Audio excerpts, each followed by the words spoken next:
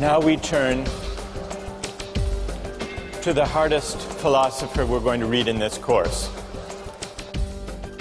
Today we turn to Immanuel Kant, who offers a different account of why we have a categorical duty to respect the dignity of persons and not to use people as means merely, even for good ends. Kant excelled at the University of Königsberg at the age of 16. At the age of 31, he got his first job as an unsalaried lecturer paid on commission based on the number of students who showed up at his lectures. This is a sensible system that Harvard would do well to consider.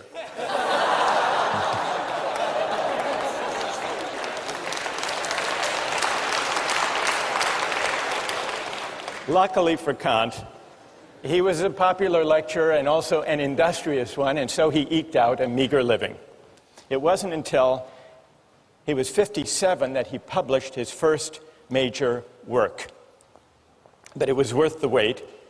The book was The Critique of Pure Reason, perhaps the most important work in all of modern philosophy. And a few years later, Kant wrote the groundwork for the metaphysics of morals, which we read in this course. I want to acknowledge, even before we start, that Kant is a difficult thinker. But it's important to try to figure out what he's saying, because what this book is about is, well, it's about what the supreme principle of morality is, number one, and it's also, it gives us an account, one of the most powerful accounts we have, of what freedom really is. So let me start today. Kant rejects utilitarianism. He thinks that the individual person, all human beings, have a certain dignity that commands our respect. The reason the individual is sacred, or the bearer of rights according to Kant, doesn't stem from the idea that we own ourselves, but instead from the idea that we are all rational beings. We're all rational beings, which simply means that we are beings who are capable of reason. We are also autonomous beings, which is to say that we are beings capable of acting and choosing freely. Now, this capacity for reason and freedom isn't the only capacity we have. We also have the capacity for pain and pleasure, for suffering and satisfaction. Kant admits the utilitarians were half right. Of course, we seek to avoid pain, and we like pleasure. Kant doesn't deny this. What he does deny is Bentham's claim that pain and pleasure are our sovereign masters. He thinks that's wrong. Kant thinks that it's our rational capacity that makes us distinctive, that makes us special, that sets us apart from and above mere animal existence.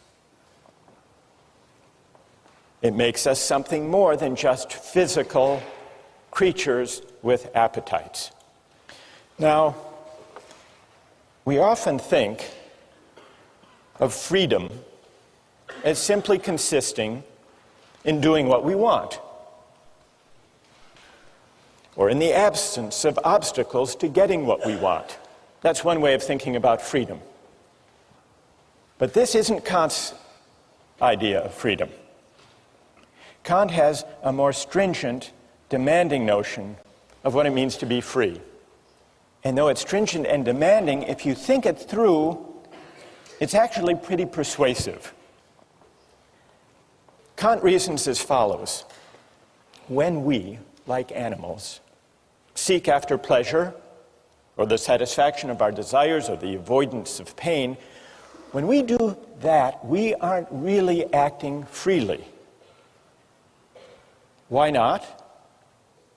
We're really acting as the slaves of those appetites and impulses. I didn't choose this particular hunger or that particular appetite.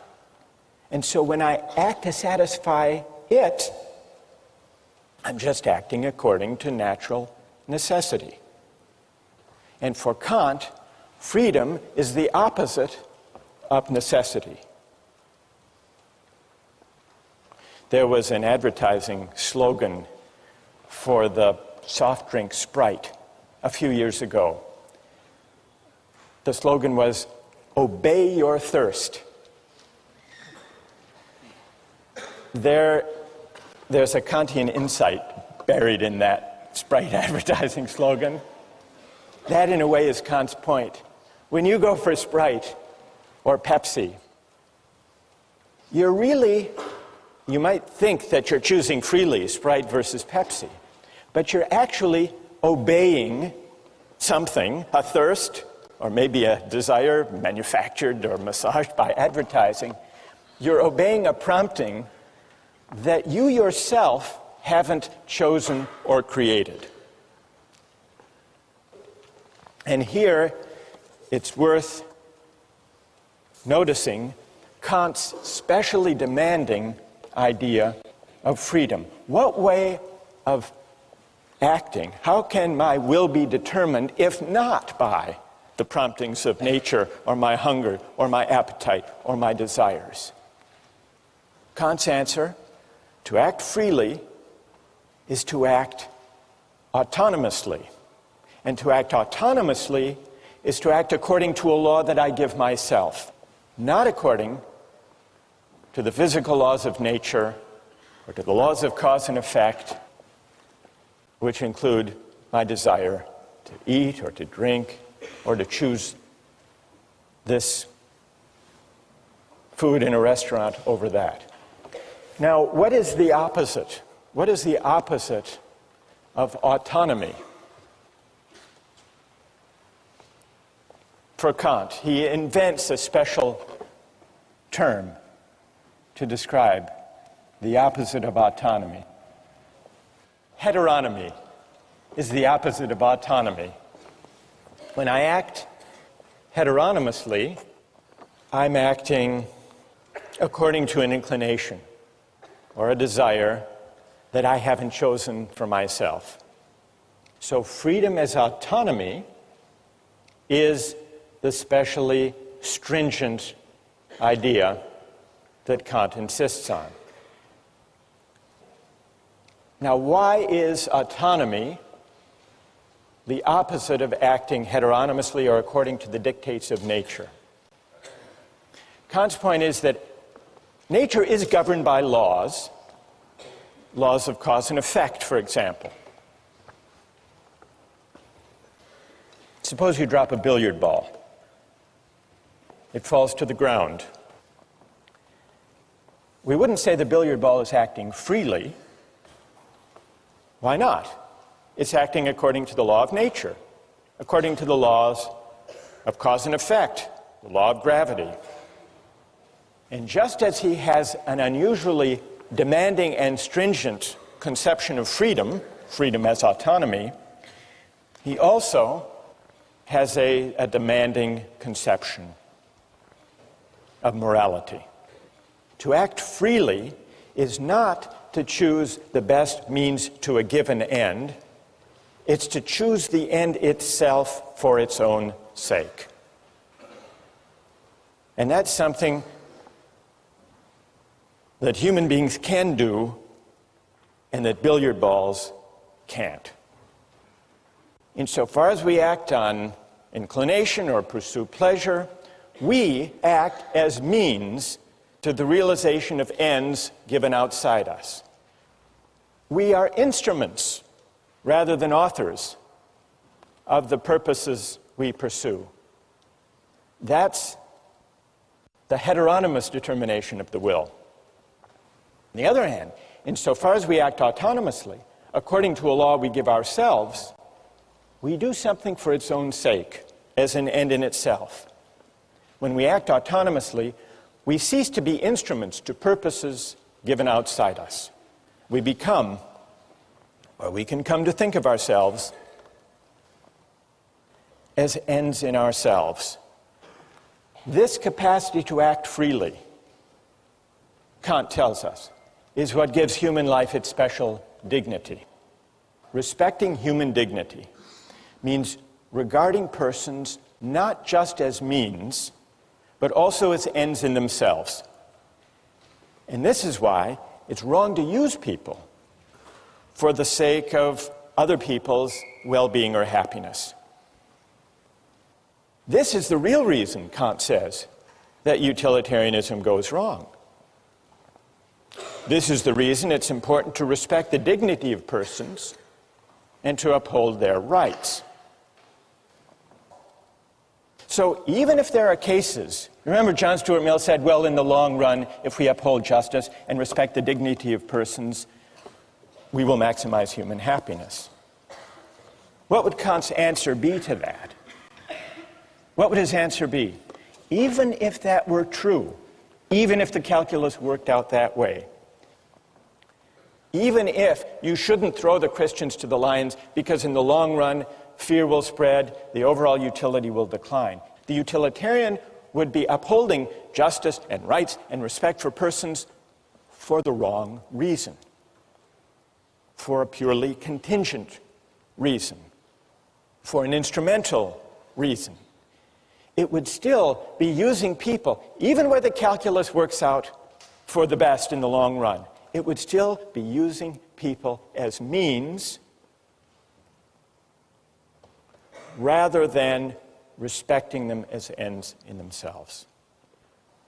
So, that's Kant's idea of freedom as autonomy, and you can begin to see how it's connected to his idea of morality.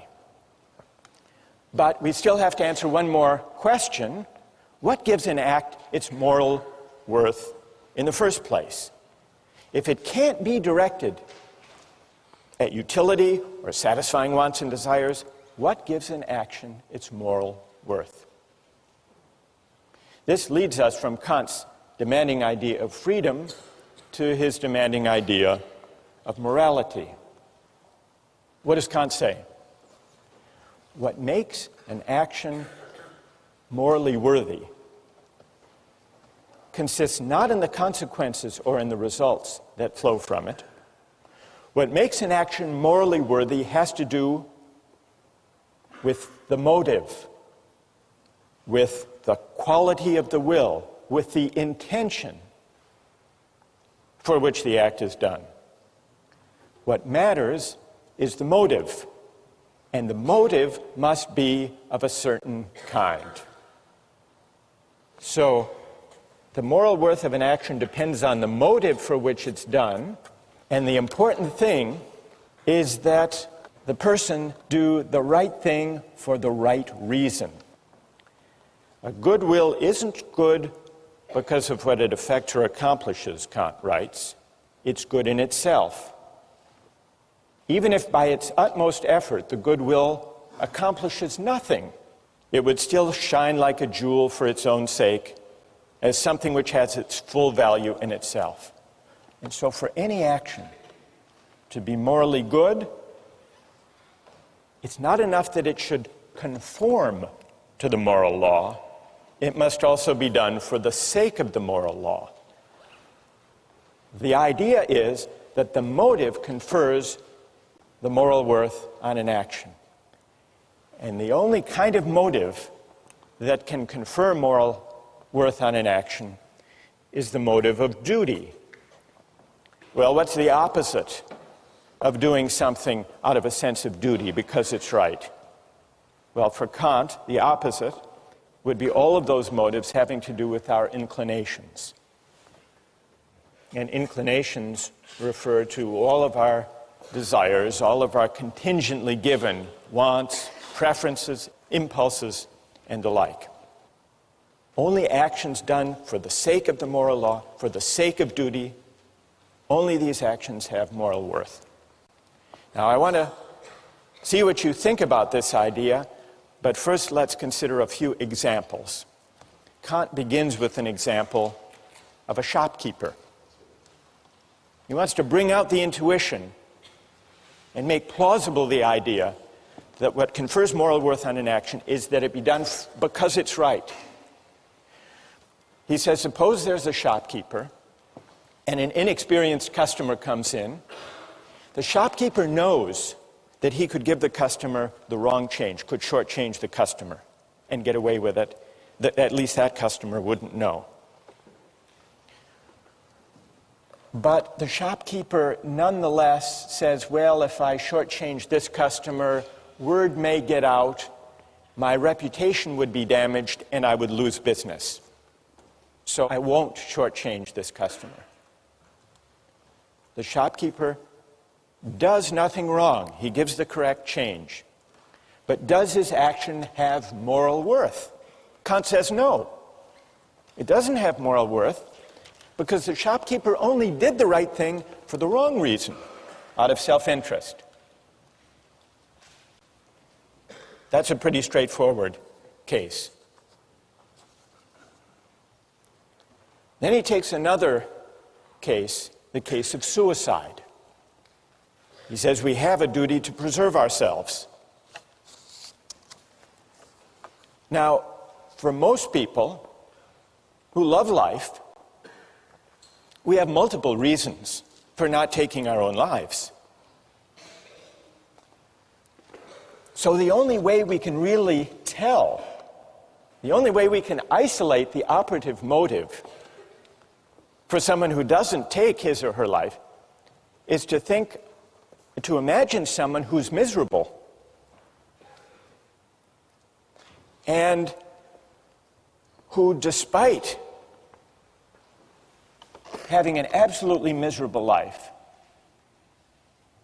nonetheless recognizes the duty to preserve oneself and so does not commit suicide.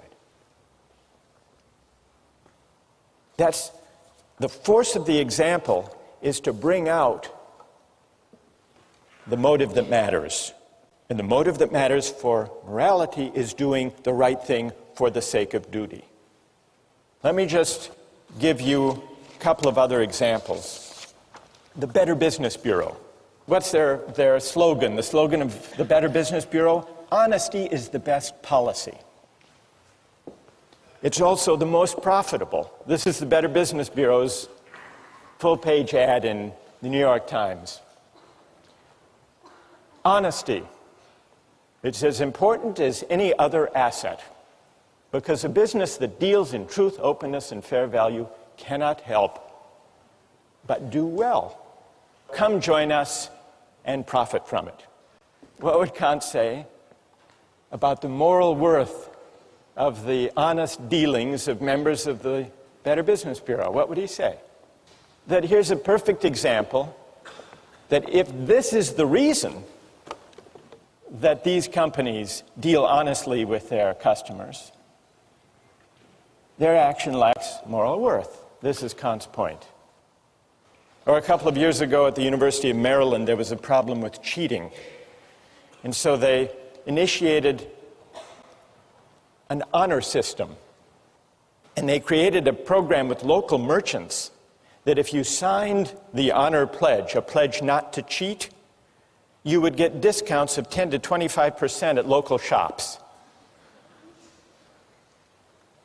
Well, what would you think of someone motivated to uphold an honor code with the hope of discounts? It's the same as Kant's shopkeeper. The point is, what matters is the quality of the will, the character of the motive, and the relevant motive to morality can only be the motive of duty, not the motive of inclination. And when I act out of duty, when I resist as my motive for acting inclinations or self-interest even sympathy and altruism, only then am I acting freely. Only then am I acting autonomously. Only then is my will not determined or governed by external considerations. That's the link between Kant's idea of freedom and of morality. Now, I want to pause here to see if all of this is clear, or if you have some questions or puzzles. They can be questions of clarification, or they can be challenges, if you want to challenge this idea that only the motive of duty confers moral worth on the action. What do you think? Yes? Yeah, I actually have two questions of clarification. The first is, there seems to be an aspect of this that makes it sort of self-defeating, in that once you're conscious of what morality is, you can sort of alter your motive to achieve that end of morality. And secondly, give me an example of what you have in mind. The shopkeeper example, if he decides that he wants to give the person the money to do the right thing, and he decides that's his motive to do so because he wants to be moral, then isn't that sort of defeating isn't that sort of defeating the purity of his action? If morality is determined by his motive is then to act morally. So you're imagining a case not of the purely selfish calculating shopkeeper, but of one who says, well, he may consider shortchanging the customer, but then he says, not, well, my reputation might suffer if word gets out, but instead he says, actually, I would like to be the kind of honest person who gives the right change to customers simply because it's the right thing to do. Or simply because I want to be moral. Because I want to be moral. I want to be a good person. And so I'm going to conform all of my actions to what morality requires.